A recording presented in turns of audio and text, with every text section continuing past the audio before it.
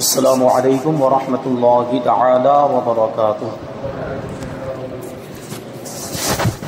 نحمده ونصلي ونسلم على رسوله الكريم اما بعد فاعوذ باللہ من الشیطان الرجیم بسم اللہ الرحمن الرحیم ان اللہ وملائکته یصلون علی النبی یا ایہا الذین آمنوا صلوا علیہ وسلموا تسلیما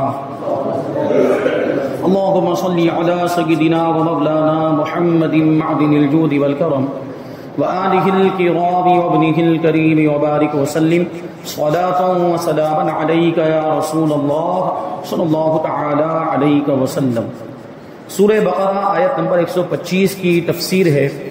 اللہ تبارک و تعالی ارشاد فرماتا ہے وَإِذْ جَعَلْنَا الْبَيْتَ مَثَابَةً لِلنَّاسِ وَأَمْنًا وَاتَّخِذُوا مِن مَّقَامِ إِبْرَاهِيمَ مُصَلًّى وَعَهِدْنَا إِلَىٰ إِبْرَاهِيمَ وَإِسْمَاعِيلَ أَن طَهِّرَا بَيْتِيَ لِلطَّائِفِينَ وَالْعَاكِفِينَ وَالرُّكَّعِ السُّجُودِ۔ اور یاد کرو جب ہم نے اس گھر کو لوگوں کے لیے مرجع اور امان بنایا۔ مرجع مطلب لوٹنے کی جگہ، بار بار آنے کی جگہ۔ اور اے مسلمانوں، تم ابراہیم کے کھڑے ہونے کی جگہ کو نماز کا مقام بناؤ۔ اور ہم نے ابراہیم اور اسماعیل کو تاکید فرمائی کہ میرا گھر طواف کرنے والوں اور اعتکاف کرنے والوں اور رکوع و سجود کرنے والوں کے لیے خوب پاک و صاف رکھو۔ یہاں پر جو بیت کا لفظ آیا ہے وَإِذْ جَعَلْنَا الْبَيْتَ، اور جب ہم نے اس گھر کو لوگوں کے لیے مرجع اور امان بنایا تو بیت سے یہاں پر خانہ کعبہ مراد ہے، کعبہ شریف مراد ہے، اور اس میں تمام حرم شریف داخل ہے۔ حرم شریف مطلب حدود حرم۔ اللہ تبارک و تعالیٰ نے جتنے حصے کو، زمین کی جتنی جگہ کو حرم فرمایا وہ اس آیت کریمہ میں جو بیان کیا گیا ہے اس میں داخل ہے۔ اور مسابتن سے مراد ہے بار بار لوٹنے کی جگہ۔ یہاں مسلمان بار بار لوٹ کر حج اور عمرہ اور زیارت کے لیے جاتے ہیں، اور جو نہ جا سکے وہ اس کی تمنا ضرور کرتے ہیں۔ آدمی وہاں جانے کی تمنا کرتا ہے، جو جا کے آ جاتا ہے وہ پھر سے جانے کی خواہش رکھتا ہے، وہ جگہ ہی ایسی ہے۔ اور امن بنانے سے یہ مراد ہے کہ حرم کعبہ میں قتل و غارت گری حرام ہے۔ کسی کو قتل کرنا، کسی کو مار ڈالنا، یا چوری ڈکیٹی، کسی کا مال چھین لینا، یہ سب وہاں پر حرام ہے۔ یہ ویسے بھی حرام، لیکن وہاں پہ اور زیادہ حرام ہے۔ یا یہ کہ وہاں شکار تک تو امن ہے، وہاں شکار کرنا بھی جائز نہیں۔ حدود حرم کے اندر کسی جانور کا شکار بھی جائز نہیں ہے۔ یہاں تک کہ حرم شریف میں شیر بھیڑیے بھی شکار کا پیچھا نہیں کرتے۔ شیر اور بھیڑیے شکاری جانور ہیں، وہ ہرن وغیرہ کا شکار کرتے ہیں، لیکن اگر وہی ہرن یا جس کا وہ شکار کرتے ہیں اگر وہ جانور دوڑ کر بھاگ کر حرم کی حدود میں داخل ہو جائے تو شیر بھی اس کو چھوڑ دیتا ہے اور بھیڑیا بھی اس کو چھوڑ دیتا ہے۔ پتہ کیا چلا کہ شیر اور بھیڑیے جیسے درندے جانور بھی حرم کا ادب کرتے ہیں۔ تو ہمیں آپ کو کتنا ادب کرنا چاہیے، حرم شریف کا کتنا ادب کرنا چاہیے۔ تو وہی کہہ رہے ہیں کہ شیر اور بھیڑیے بھی شکار کا پیچھا نہیں کرتے بلکہ چھوڑ کر لوٹ جاتے ہیں۔ یہ ایک قول ہے کہ مومن اس میں داخل ہو کر عذاب سے معمون ہو جاتا ہے، عذاب سے محفوظ ہو جاتا ہے۔ اور حرم کو حرم اس لیے کہا جاتا ہے کہ اس میں قتل، ظلم اور شکار حرام ہے اور ممنوع ہے۔ اگر کوئی مجرم بھی وہاں داخل ہو جائے تو وہاں اسے کچھ نہیں کہا جائے گا۔ یعنی ایسے کچھ مجرم ایسے ہوتے ہیں کہ بادشاہ کی طرف سے جس مجرم کے لیے یہ حکم جاری ہو چکا ہوتا ہے، یہ فرمان جاری ہو چکا ہے کہ جہاں بھی ملے اسے قتل کر دیا جائے بادشاہ کی طرف سے۔ یا جیسے کہ مرتد کے تعلق سے حکم یہ ہے، مرتد جو گمراہی پھیلاتا ہے اور اسلام کو نقصان پہنچاتا ہے اس کے تعلق سے حکم جاری کیا جاتا ہے، حکم ہوتا ہے بادشاہ اسلام کی طرف سے کہ مرتد جہاں بھی ملے اس کو قتل کر دیا جائے۔ لیکن ایسے لوگ بھی اگر بھاگ کر حرم شریف کے اندر داخل ہو جائیں تو انہیں چھیڑا نہیں جائے گا اور انہیں وہاں پر قتل نہیں کیا جائے گا۔ اس کو وہاں سے باہر نکلنے کا انتظار کیا جائے گا، یا اس کو وہاں سے باہر نکالا جائے گا، حرم کی حدود سے اس کو باہر نکالا جائے گا، پھر اس کے ساتھ جو سزا کا معاملہ ہے وہ کیا جائے گا۔ اور ایک اور بات یہاں پہ اس آیت کریمہ کے اندر ارشاد فرمائی گئی، وہ کیا ہے؟ وَاتَّخِذُوا مِن مَّقَامِ إِبْرَاهِيمَ مُصَلًّى، اور ابراہیم کے کھڑے ہونے کی جگہ کو جائے نماز بناؤ، نماز کی جگہ بناؤ۔ اب یہ مقام ابراہیم کی بات چل رہی ہے، اور خانہ کعبہ جو لوگ گئے ہیں اور انہوں نے دیکھا ہوگا، اور جو لوگ نہیں گئے انہوں نے تصویروں میں دیکھا، اللہ تبارک و تعالیٰ سب کو وہاں کی زیارت نصیب فرمائے۔ تصویروں میں دیکھا ہوگا، اگر خانہ کعبہ کی تصویر یہاں کہیں مسجد میں ہمارے لگی ہوئی ہو تو خانہ کعبہ یہ بالکل خانہ کعبہ کے قریب میں ایک سائیڈ میں وہ سنہری پنجرہ نما بنا ہوا ہے، یہ مقام ابراہیم ہے۔ یہاں پر وہ پتھر رکھا ہوا ہے جو جنت سے آیا تھا، اور خانہ کعبہ کی تعمیر کے وقت حضرت ابراہیم علیہ السلام اس پتھر پر کھڑے ہوئے تھے۔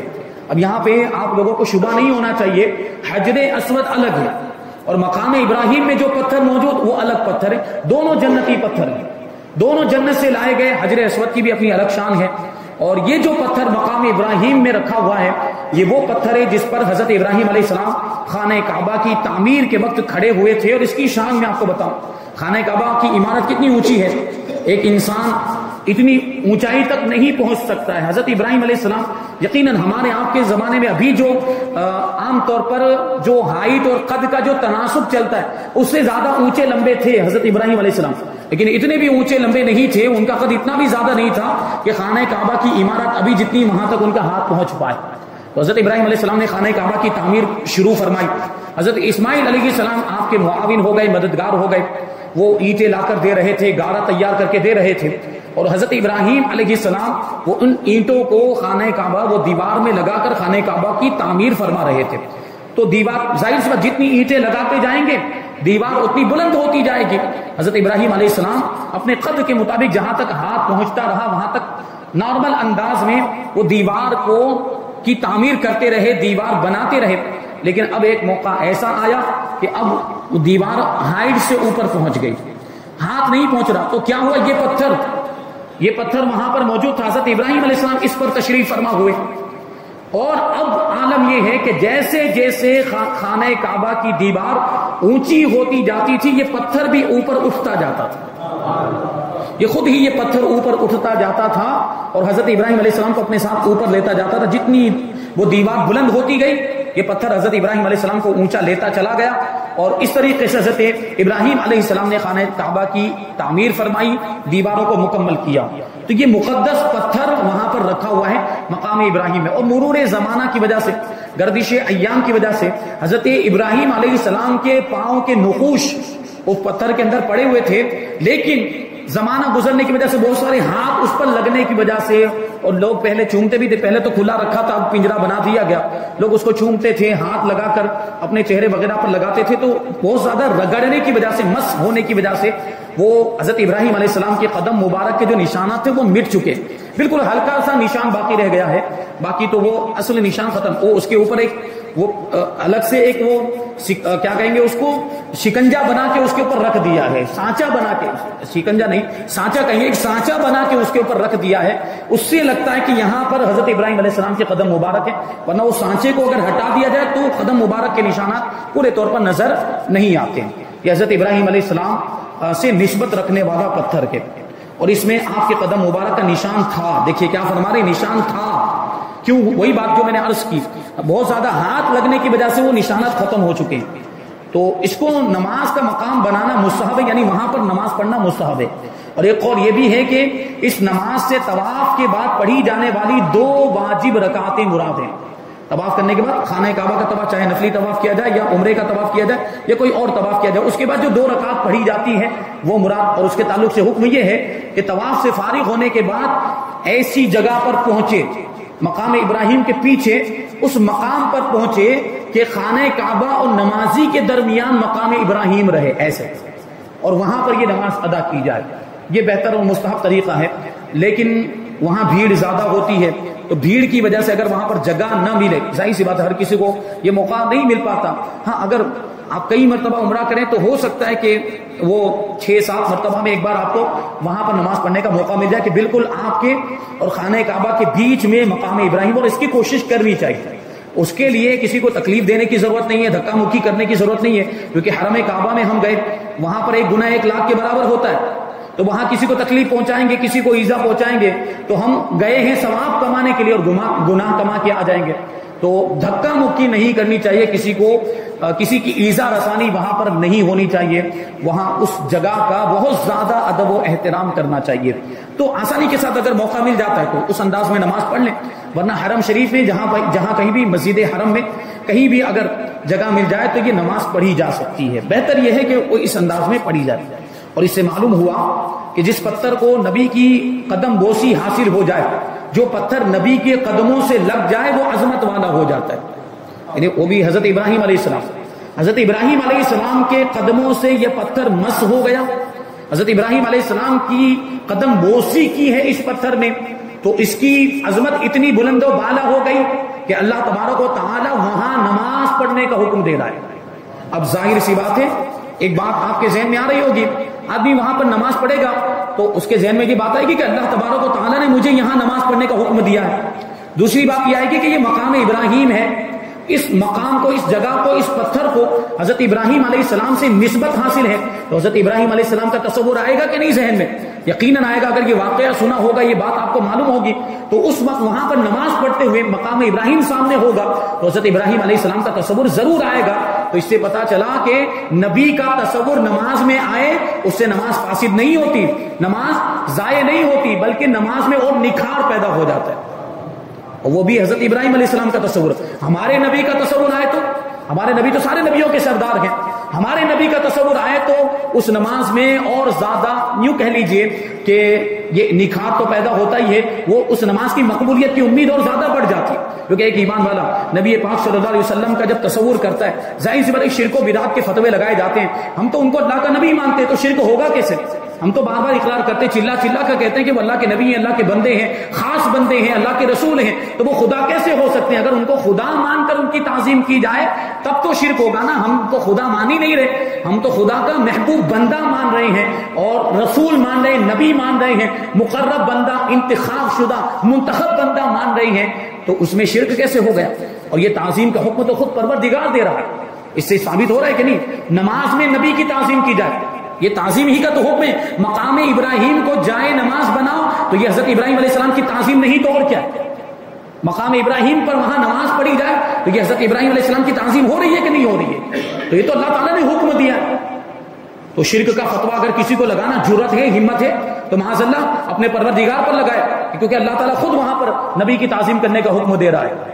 تو اس سے معلوم ہوا کہ نبی کی تعظیم توحید کے منافی نہیں ہے، توحید کے خلاف نہیں ہے، کیونکہ مقام ابراہیم کا احترام تو عین نماز میں ہوتا ہے، نماز کی حالت میں ہوتا ہے، لہٰذا عین نماز میں حضور پر نور صلی اللہ علیہ وسلم کی تعظیم نماز کو ناقص نہیں کرے گی، نماز میں کوئی کمی نہیں پیدا کرے گی، بلکہ نماز کو اور کامل بنائے گی، مکمل بنائے گی۔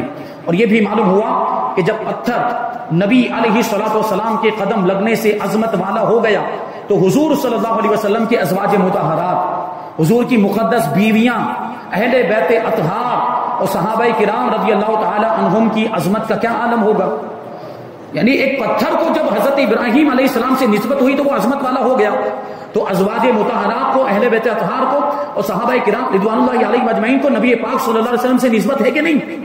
کیسی نسبت، کیسی عظیم الشان نسبت! تو یہ سارے حضرات بھی اور مقدس بیویاں بھی ہمارے لیے قابل احترام ہو گئی، عظمت والی ہو گئی، اور ہم کا ادب و احترام کرتے ہیں۔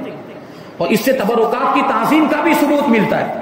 جو تبرکات کی ہم تعظیم کرتے ہیں، حضور پاک صلی اللہ علیہ وسلم کی منہ مبارک یا حضور کے نالین مبارک ہو، عصا مبارک ہو، امامہ شریف ہو، حضور کا جبہ مبارک ہو، یہ ساری چیزیں ہمارے لیے قابل تعظیم، کیونکہ حضور سے ان چیزوں کو نسبت ہو گئی۔ حضور پاک صلی اللہ علیہ وسلم کی نسبت کی وجہ سے یہ چیزیں عظمت والی ہو گئی۔ تو حضرت ابراہیم علیہ السلام کے قدم لگے تو وہ پتھر عظمت والا ہو گیا، تو حضور پاک صلی اللہ علیہ وسلم کے جسم مبارک سے یہ چیزیں لگی، جبہ مبارک لگا ہوگا، ٹوپی شریف لگی ہوگی، حضور کے منہ مبارک تو حضور کے جسم کا حصہ ہے، تو وہ ہمارے لیے کتنی زیادہ قابل تعظیم ہوگی یہ ساری چیزیں۔ اس لیے ہم تبرکات کی تعظیم بھی کرتے ہیں، ادب و احترام بھی کرتے ہیں، اور ان سے برکتیں بھی حاصل کرتے ہیں۔ یہ بہت ہی طویل ایک یہ لمبا ٹاپک ہے، اس پر اگر گفتگو کی جائے تو گھنٹوں اس پہ گزر جائیں تبرکات کی تعظیم کے تعلق سے۔ بزرگان دین کے آثار و تبرکات کی تعظیم اور ان کی زیارت کے سلسلے میں اعلیٰ حضرت رضی اللہ تعالیٰ عنہ نے ایک رسالہ لکھا ہے، اس کا نام ہے بدر الانوار فی آداب الآثار، تفصیل کے ساتھ تبرکات قابل تعظیم ہے، ان کا ادب و احترام ضروری ہے اور ان سے برکت حاصل ہوتی ہے، یہ ساری چیزیں اس کے اندر بیان کی گئی. ان کی زیارت کرنا بھی جائز ہے اور یہ کار ثواب ہے. آگے یہ جو فرمایا حضرت ابراہیم علیہ السلام اور حضرت اسماعیل علیہ السلام کے تعلق سے کہ ہم نے ان دونوں کو خانہ کعبہ کو لوگوں کے لیے، طواف کرنے والوں کے لیے، صحیح کر وہ اعتکاف کرنے والوں کے لیے اور رکوع اور سجود کرنے والوں کے لیے صاف کرنے کا حکم دیا. حضرت ابراہیم علیہ السلام اور حضرت اسماعیل علیہ السلام کو بیت اللہ شریف کو پاک و صاف رکھنے کا حکم دیا گیا. اس سے معلوم ہوا کہ خانہ کعبہ اور مسجد حرام شریف کو حاجیوں، عمرہ کرنے والوں، طواف کرنے والوں، اعتکاف کرنے والوں اور نمازیوں کے لیے پاک و صاف رکھا جائے.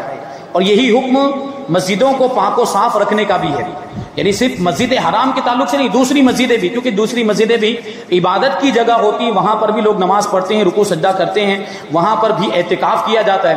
تو دوسری مسجدوں کو بھی پاک و صاف رکھنے کا حکم ہوگا. وہاں گندگی اور بدبودار چیز نہ لائی جائے، یہ انبیاء کرام کی سنت ہے. یعنی مسجدوں کو پاک اور صاف رکھنا یہ انبیاء کرام کی سنت ہے. اور غور کریں وہ لوگ جو اس کام میں حصہ لیتے ہیں وہ کتنا بڑا کام کر رہے ہیں اور کتنا ثواب کا کام کر رہے ہیں، کتنا بڑا نیک کام کر رہے ہیں جو مسجدوں کی صفائی کرتے ہیں اور مسجدوں کو پاک صاف رکھتے ہیں. یہ بھی معلوم ہوا کہ اعتکاف ایک عبادت ہے اور گزشتہ امتوں میں بھی اعتکاف رائج تھا، یعنی اعتکاف بہت پرانی عبادت ہے. اگلی امتوں کے اندر بھی اعتکاف ہوتا تھا. نیز پچھلی امتوں کی نمازوں میں رکوع و سجود دونوں تھے. اسی لیے حضرت ابراہیم علیہ السلام کو اور حضرت اسماعیل علیہ السلام کو اللہ نے کیا فرمایا؟ رکوع کرنے والوں کے لیے اور سجدہ کرنے والوں کے لیے بیت اللہ شریف کو پاک و صاف رکھو. مطلب کیا ہے کہ اگلے امتوں میں بھی جو نماز جو عبادت ہوتی تھی اس میں رکوع و سجدہ ہوتا تھا. اور یہ بھی معلوم ہوا کہ مسجدوں کا متولی ہونا چاہیے اور متولی صالح انسان ہو، نیک انسان ہو اور مسجد کی صحیح خدمت کرنے والا ہو. تو متولی حضرات کو اس پر توجہ دینے کی ضرورت، ٹرسٹی حضرات کو اس پر توجہ دینے کی ضرورت ہے کہ اگر ہم مسجد کے ٹرسٹی بنیں تو ہماری ذمہ داری کیا ہوتی ہے؟ مسجد کو پاک و صاف رکھنا، مسجد کے تعلق سے اس کے لیے جو ضروری چیزیں ہوں وہ مہیا کرنا. یہ اور پھر یہ بہت اچھا کام ہے اگر صحیح انداز میں کیا جائے. متولی اگر اپنی ذمہ داری کو صحیح طریقے سے نبھائیں تو یہ انبیاء کرام کی سنت ہے، انبیاء کرام کی سنت پر عمل کرنے کا ان کو ثواب ملے گا. حضرت ابراہیم علیہ السلام خانہ کعبہ کے متولی ہیں، حضرت اسماعیل علیہ السلام بھی ہیں، ان کے بعد پھر یہ سلسلہ چلا. تو متولی ہونا یہ اچھی بات ہے، لیکن پھر اس کی ذمہ داری بھی صحیح انداز میں، ایک روپیہ بھی ادھر ادھر نہیں ہونا چاہیے حساب کتاب کے معاملات کے اندر. اور صالح اور نیک آدمی جو اس چیز کو صحیح طریقے سے انجام دے سکتا ہو، ذمہ داری کو پورے طور پر ادا کر سکتا ہو، صالح نیک ہو. کیونکہ دیکھیے تو حضرت ابراہیم علیہ السلام خانہ کعبہ کے وہ تو نبی ہیں، ابو البشر، ابو الانبیاء ان کو کہا گیا. حضرت ابراہیم علیہ السلام کو ابو الانبیاء کہا گیا اور حضرت اسماعیل علیہ السلام. تو یہ انبیاء کرام کی سنت ہے تو پھر اس کی ذمہ داری بھی ویسی ہوگی، اس کا احساس ٹرسٹیوں کو، متولیان کو ہونا چاہیے. آگے اللہ تبارک و تعالیٰ ارشاد فرماتا ہے وَإِذْ قَالَ إِبْرَاهِيمُ رَبِّ اجْعَلْ هَذَا بَلَدًا آمِنًا وَارْزُقْ أَهْلَهُ مِنَ الثَّمَرَاتِ مَنْ آمَنَ مِنْهُمْ بِاللَّهِ وَالْيَوْمِ الْآخِرِ قَالَ وَمَنْ كَفَرَ فَأُمَتِّعُهُ قَلِيلًا ثُمَّ أَضْطَرُّهُ إِلَى عَذَابِ النَّارِ وَبِئْسَ الْمَصِيرُ. حضرت اور یاد کرو جب ابراہیم نے عرض کیا، یاد کرو جب ابراہیم نے عرض کیا اے میرے رب اس شہر کو امن والا بنا دے. کون سا شہر؟ مکہ مکرمہ. حضرت ابراہیم علیہ السلام مکہ مکرمہ کے تعلق سے دعا کرتے ہیں کہ پروردگار اس شہر کو امن والا بنا دے. اور یہاں پہ غور کریں گے ایک بات کہ مکہ مکرمہ کے لیے حضرت ابراہیم علیہ السلام نے دعا کی اور مدینہ منورہ کے لیے خود ہمارے نبی پاک صلی اللہ علیہ وسلم نے دعا فرمائی. تو یہ دعا ہے حضرت ابراہیم علیہ السلام نے جو مکہ مکرمہ کے تعلق سے کی تھی کہ اے میرے رب اس شہر کو امن والا بنا دے اور اس میں رہنے والے جو اللہ اور آخرت کے دن پر ایمان رکھتے ہوں انہیں مختلف پھلوں کا رزق عطا فرما. اللہ تبارک و تعالیٰ نے فرمایا اور جو کافر ہو تو میں اسے بھی تھوڑی سی مدت کے لیے نفع اٹھانے دوں گا، پھر اسے دوزخ کے عذاب کی طرف مجبور کر دوں گا اور وہ پلٹنے کی بہت ہی بری جگہ ہے، یعنی بہت ہی برا ٹھکانہ ہے، جہنم بہت ہی برا ٹھکانہ ہے.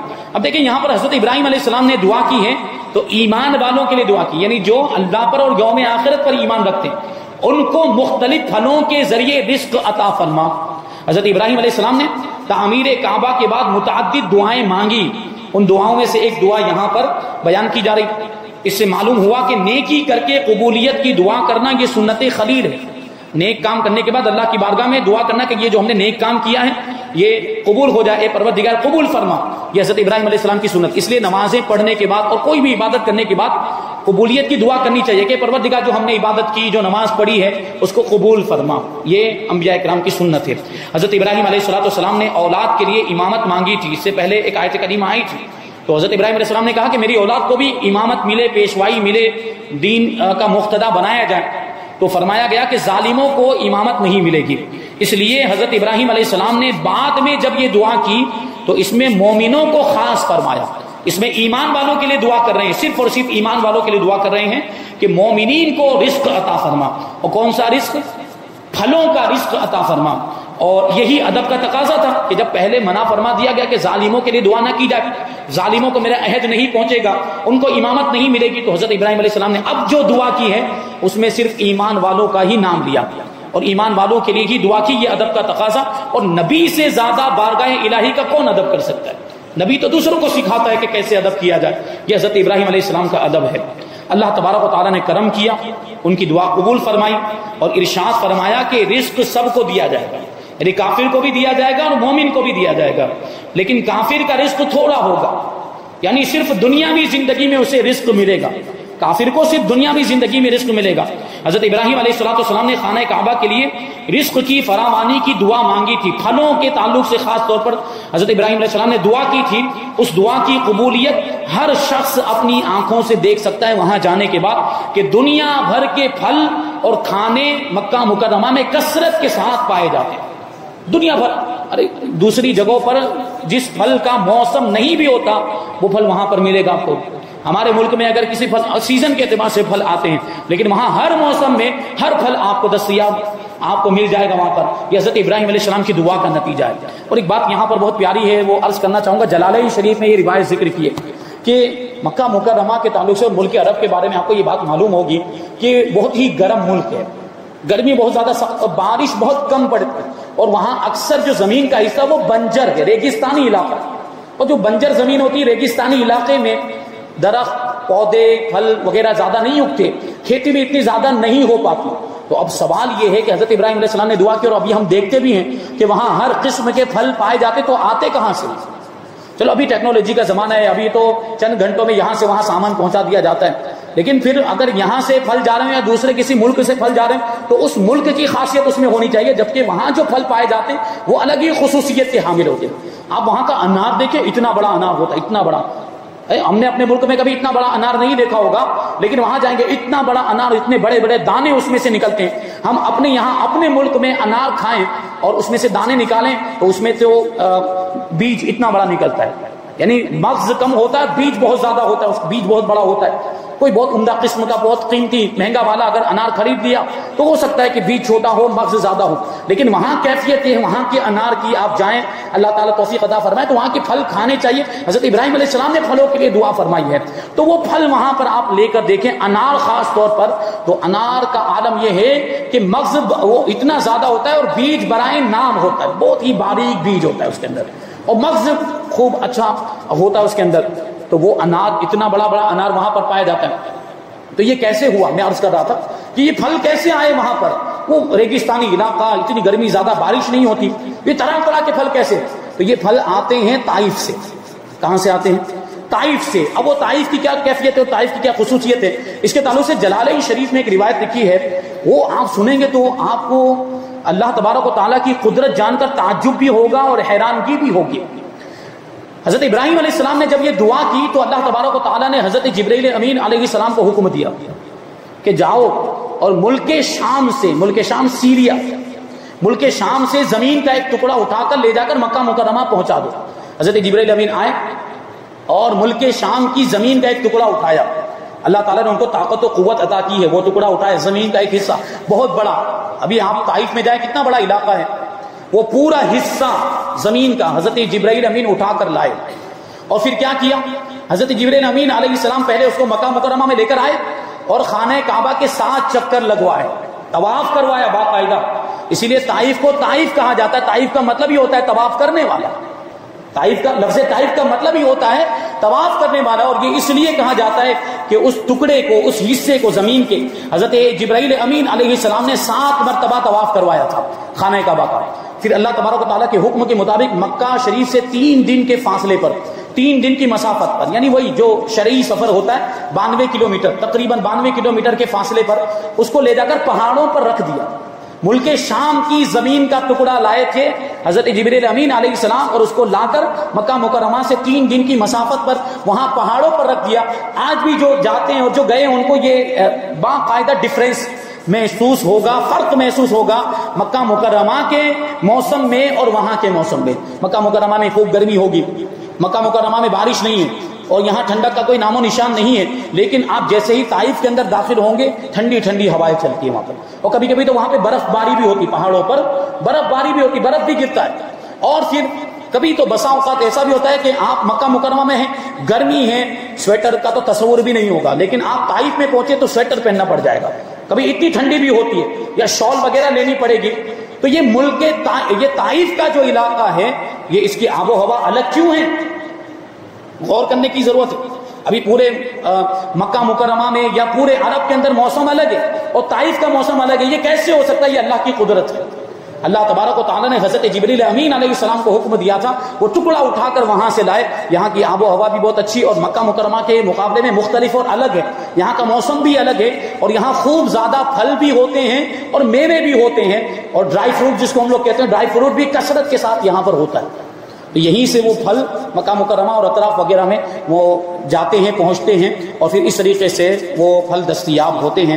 بہرحال یہ اللہ تبارک و تعالیٰ کی قدرت ہے۔ حضرت ابراہیم علیہ السلام کی دعا اللہ تبارک و تعالیٰ نے قبول فرمائی، اور وہاں یہ اللہ تبارک و تعالیٰ کی طرف سے انتظام ہوا کہ دنیا میں جو بھی جتنی بھی قسم کے پھل پائے جاتے ہیں، اللہ تبارک و تعالیٰ نے ان سارے پھلوں کو وہاں پر مہیا فرما دیا ہے۔ وہاں جائیں تو عبادتوں کے ساتھ ساتھ کچھ کھانا ہے، باہر جاتے ہیں تو الٹی سیدھی چیزیں کھانے سے بہتر یہ ہے کہ وہاں کے پھل کھائے جائیں اور اس طرح کی چیزیں کھائی جائیں جو مفید ہوں۔ اور حضرت ابراہیم علیہ السلام نے دعا کی تھی، تو اس دعا کا فائدہ ہم بھی تو حاصل کریں وہاں جانے کے بعد۔ تو یہ چیزیں ہیں، اس سے فائدہ حاصل کرنا چاہیے۔ اللہ تبارک و تعالیٰ ہم کو زندگی میں بار بار حج اور عمرہ کرنے کی توفیق عطا فرمائے، روضہ رسول کی بھی زیارت نصیب فرمائے، خانہ کعبہ کی بھی زیارت نصیب فرمائے، اور جو کچھ بھی بیان ہو اس پر ہم سب کو عمل کرنے کی توفیق عطا فرمائے، اور نور قرآن سے ہم سب کے دلوں کو روشن اور منور فرمائے۔